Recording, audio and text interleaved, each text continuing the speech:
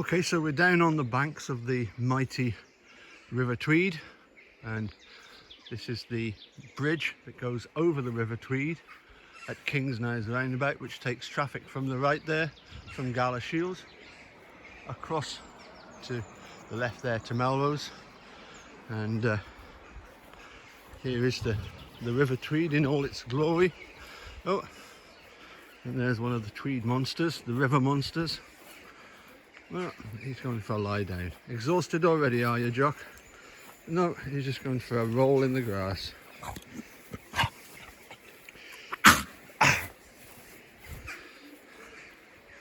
There we go. Every year when they have the gala week, on the Saturday, the gala day, they do a parade. Hundreds of horses go basically around Galashiels, is sort of protecting the perimeters, and you can see over the other side there where the horses cross the river here and they go through the woods over the other side. And you can see they've even got like a standing area here where literally hundreds, thousands of people come down here to watch the horses as they come from that from the entrance to the car park there along here, and they get cheered across the river to the other side. Nowadays they actually have apparently half a dozen frogmen further on down the river, just in case somebody falls off. Back in, I think, the late 60s, early 70s, the Selkirk standard bearer that year actually fell in the water and was drowned. So there have been controversies in the past about the idea of getting the horses to cross over this bit of the river. As you can see, it's pretty low at the moment, but when you get in the middle, it gets a bit deeper. Anyway, here's the starting to drizzle, well, mizzle just a little bit. So very shortly we'll be, oh, sorry Jock, didn't want to show you in all your glory there, but he is apt to choose any blade of grass. We're going to enter into the woods here down by the river, and that'll protect us from the rain. And it's nice how they've keep the paths nice and clear and nice and wide as well. Oh, there he goes. Oh, what's he seen? No, nothing. Figment of his imagination. Bless you. You're welcome. Oh, and again. So here we go. We're going along, I say, into this wooded area, which leads down to a picnic site known as Boleside, which is quite popular. It's a bit darker in here, but at least we're not getting any of that mizzle.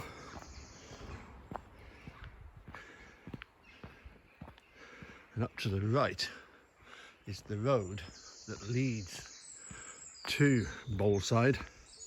And at one time the road used to then join with the main A7 down to Selkirk, but they blocked it off. It was a bit of a dangerous exit, and also cars stopping to turn right on a bad bend.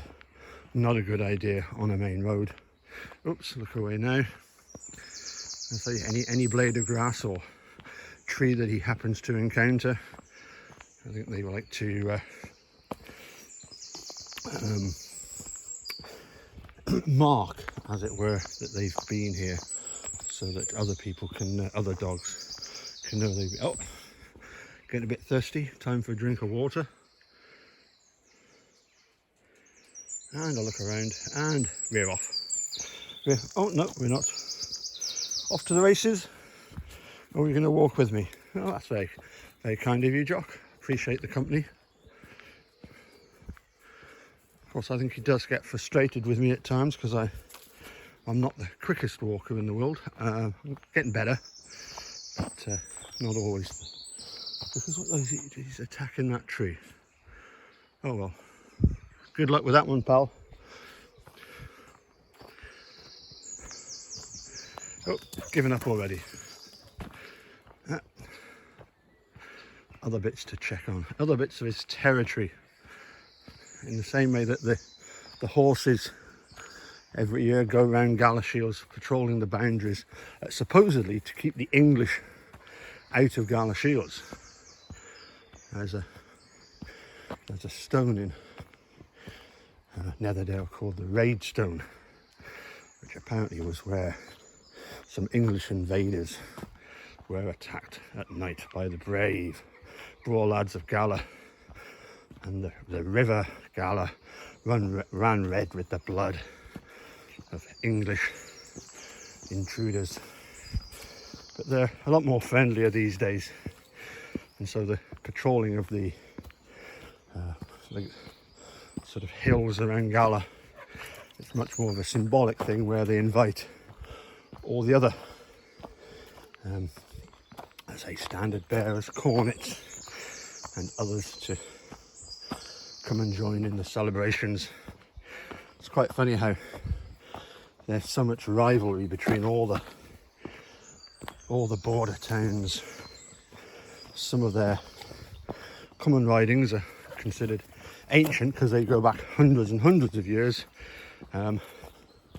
Apparently there's always been a festival in Gala Shields, but the Gala Day dates back to just coming up for 100 years old. So it's one of the ways of winding up anybody from Gala by somebody from, say, Lauder or Selkirk or Hoyk, to explain to them that, you know, they just joined the bandwagon, that it was them that started things off and they're just copying. Oh, there's a van coming up this way, but we're okay. Jock's on the far side of the road. He's quite sensible. He's fascinated by that bridge that he's not allowed to cross. Desperate to get across there. Still, that's the steep bit I'm done with. So the next bit is really quite nice because it's downhill back to the river. There he is. Jock, off the road please. Good boy. Come on. Come. There's nobody in the tree. Well, not in that part of the tree anyway. There's no little door. Although there is a really cute bit of the walk up to Gala Hill where the kids from the primary schools have painted stones, and there's been some doors painted on the stones and added to the front of trees as if that's where the, I don't know, the elves or the gnomes or whatever they are, where they live, which is quite good to see. Oi, back down here please. Come on. He just likes to show off his four-wheel drive, that's all it is. Oh yeah, yes, you're very fast. I can't keep up with that. Anyway, here's a really, really beautiful bit of the river coming up here, where there's a tree that's sort of fallen down, but it's still growing in the oddest. Hiya, good boy. In the oddest. Oh.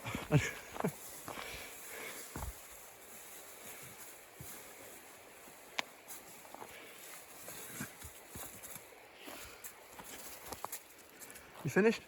No? Okay. Oh, yes. Okay, good. Come on then. Let's go down to the river.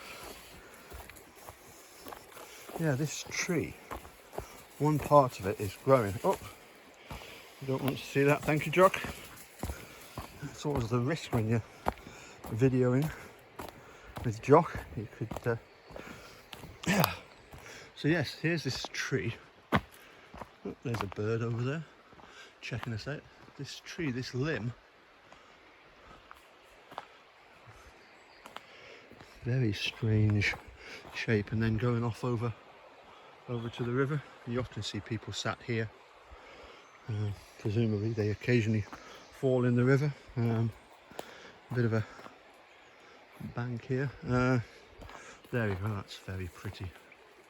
Looking across. Oh, Abbotsford House is the other side of the river. see if we can. Yes, there we go. That's Abbotsford House, the home of Sir Walter Scott.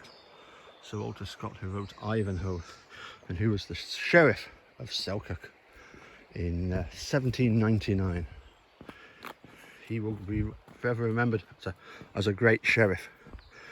One wonders what history will tell us about Tom Kasurik and Ken Peterson and the one and only Robert Herman, who's probably still looking for a word. Anyway, where's he gone now? Oh, there he is. There he is through. Oh. There's a bit splashing around there. Is it? No. You do get, let's say, herons and ducks along here. You see some of the trees are falling down. They appear to have been chopped in some way. Oh, there's a pigeon up there. Come say hello.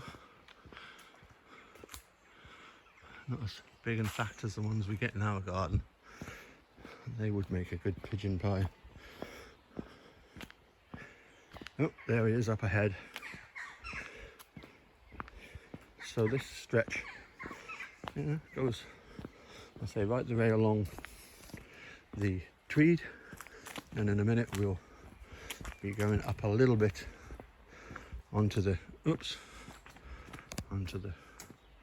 Bolside Road, where we'll have to be back on our lead just to be on the safe side. But this is really nice where it opens out to this nice big wide path, but with the trees. Oh, you can actually hear very light drizzle.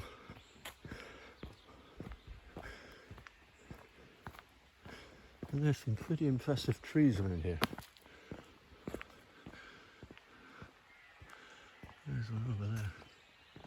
Oh, sheep, as usual, making their noise. We heard some really strange noises earlier, just after I recorded. It was like somebody clearing their throat, but it's apparently the noise of deer. Oh, there's a strange monster lurking in the wood. Oh, there he is. Yes, we saw you. We saw you. So, going along a bit further. Again, more of the Tweed to our left. And unfortunately, this is the bit where we come up to the road. Jock! Sit! Good boy. He's absolutely brilliant at this, sitting down. It's getting him to come when he's around the house that's the problem. I still have to put him on the lead at certain parts. Anyway, we'll say cheerio. Catch you all again soon. Bye for now.